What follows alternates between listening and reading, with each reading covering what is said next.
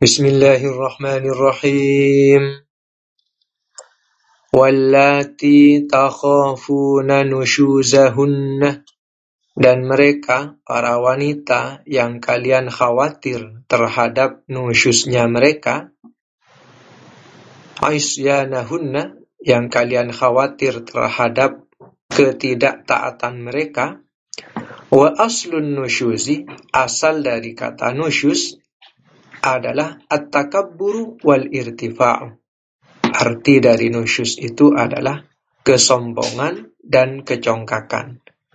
Wa minhu, dan di antara dari kata nusyuz, an-nashzu lil mawdi'i al-murtafi'i, yaitu naik ke tempat yang lebih tinggi. Kalau kita lihat di kamus, an-nashzu itu adalah posisi duduk kemudian berdiri. Jadi asalnya tidak congkak, kemudian congkak. Nah, jika khawatir seperti itu, fa'idhuhunna, maka nasihatilah mereka. Nasihatilah istri-istri. Bittakhwifi minallahi, supaya takut terhadap Allah. Wal wa'dhu bil qawli, dan adapun mau'idhah, adapun nasihat itu bil qawli, dengan ucapan. Ya, duduk bareng. Ya, kemudian bicarakan baik-baik. Kemudian ajak supaya takut kepada Allah. Kalau kita begini, nanti kita akan dapat murka Allah. Ya, pokok bicara baik-baik. Berikan nasihat. Jika tidak bisa, wahjuruhunna, maksudnya tidak bisa jika tidak mempan, setelah diberi nasihat ternyata tetap, baru kemudian langkah berikutnya, wahjuruhunna fil madaja'i, dan pindahlah. Ya, pindahlah kalian dari mereka di tempat-tempat tidur.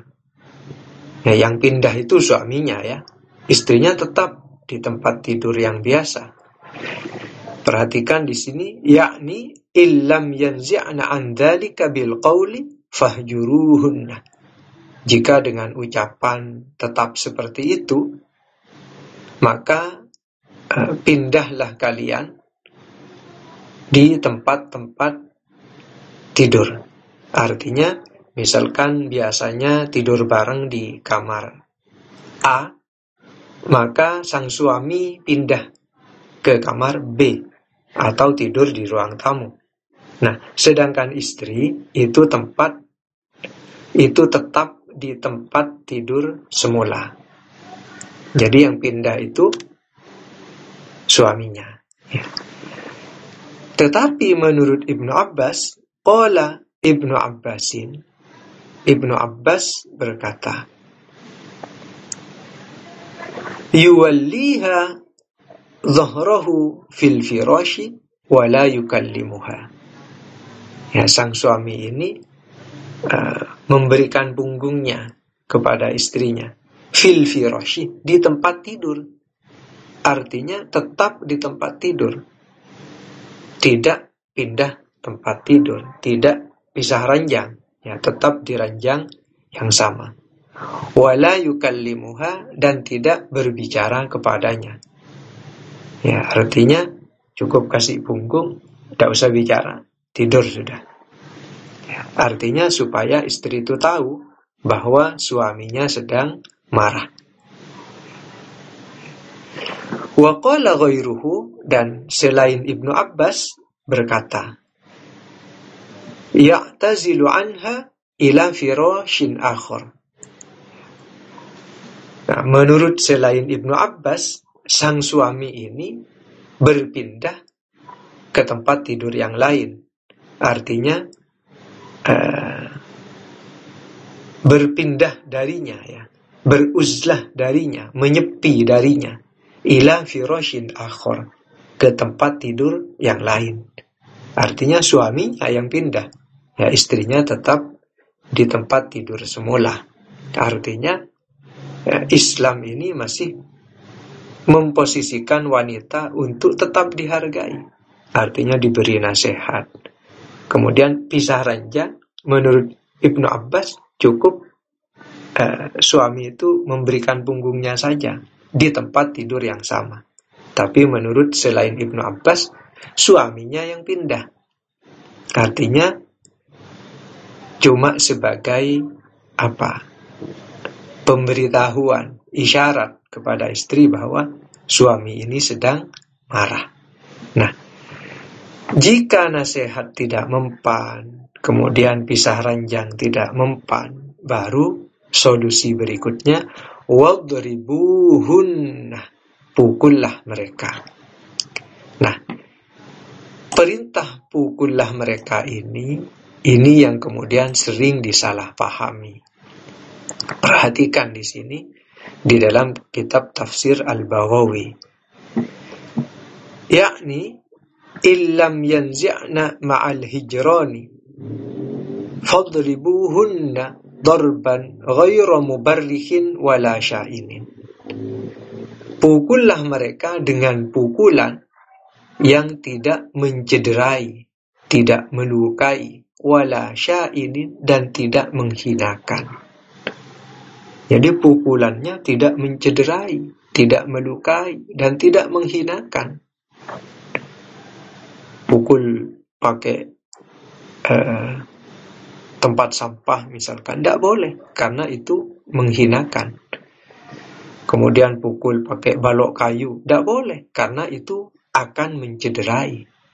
Jadi pukulan di sini di dalam kitab tafsir Al-Baghawi, darban ghaira mubarrihin wala sya'inin, pukulan yang tidak mencederai, tidak melukai, dan tidak menghina.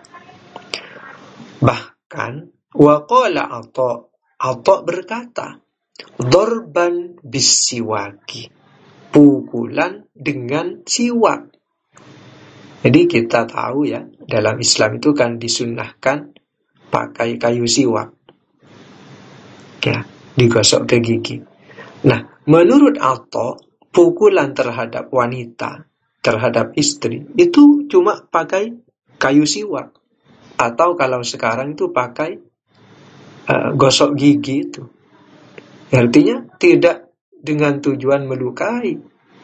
Kalau tujuannya memang mencederai atau melukai, tentu bukan pakai kayu siwak.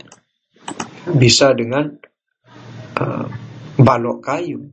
Tetapi menurut Atha, darban bisiwaki, pukulan hanya dengan kayu siwak yang biasanya digunakan untuk gosok gigi itu.